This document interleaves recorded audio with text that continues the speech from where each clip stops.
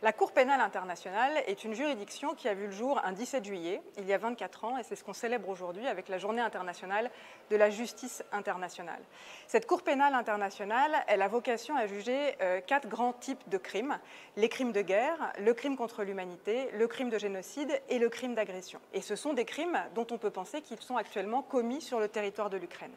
Mais cette juridiction, elle est aussi soumise à un exercice strict de sa compétence et à des règles de procédure. Et bien que l'Ukraine ne soit pas partie au statut de Rome, aujourd'hui, le bureau du procureur peut enquêter sur le territoire de l'Ukraine parce que l'Ukraine a reconnu la compétence de la Cour pénale internationale. Et donc, au terme de la procédure, lorsque le procureur aura terminé son enquête avec son équipe, qui se déploie donc sur le terrain, et qu'on aura passé toutes les étapes de la procédure, oui, il se peut que les actes qui sont actuellement commis en Ukraine soient jugés par la Cour pénale internationale.